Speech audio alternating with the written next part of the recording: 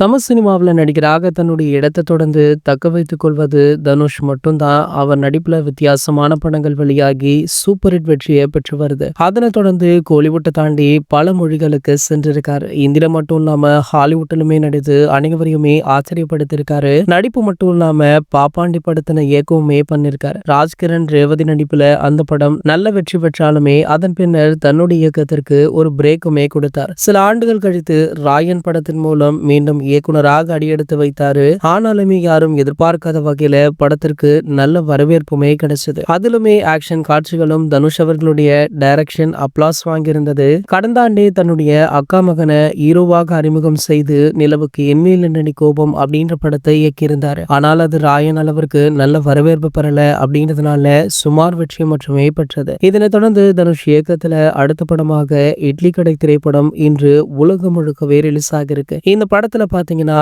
தனுஷாரை தாண்டி ராஜ்கிரண், சத்யராஜ், நித்யா மேனன், ஷாலினி பாண்டே, அருண் விஜய் உள்ளிட்ட பலர் பாத்தீங்கன்னா நடிச்சிருக்காங்க. சோ படத்திற்குமே மிகப்பெரிய அளவுல எதிர்பார்ப்புமே இருந்துட்டு இருக்கு. சமீபத்துல கூட படத்துடைய pre release event, trailer event அப்படின்னு படத்துடைய ப்ரொமோஷனை மிக பிரம்மாண்டமாக செஞ்சாங்க. ஆகையால படத்துடைய கலெக்ஷனுமே வேற லெவல்ல இருக்கும் அப்படின்னு எதிர்பார்க்கப்படுது. இன்று உலகம் முழுக்கவே ரிலீஸ் ஆகி உள்ள இந்த படத்தை பார்த்துட்டு ரசிகர்கள் முதல் பிரபலங்கள் வரை அனைவருமே படத்திற்கு பாசிட்டிவான விமர்சனங்கள் கொடுத்துட்டு இருக்காங்க. மேலும் பாத்தீங்கன்னா தமிழகத்தை பொறுத்த வரைக்குமே இந்த திரைப்படம் முதல் நாள்ல மட்டும் கிட்டத்தட்ட 20-30 கோடி வசூலாகும் அப்படின்னு கணிக்கப்பட்டிருக்கா. ஓவராலாக இந்த திரைப்படம் பாத்தீங்கன்னா இந்திய அளவுல 80-90 கோடி வசூலாகும் அப்படின்ற தகவலுமே வெளியாகி இருக்கு. இது போன்ற செய்திகளை பற்றி நீங்க உடனே தெரிஞ்சுக்க நம்ம சேனலை மறக்காம சப்ஸ்கிரைப் பண்ணிக்கோங்க.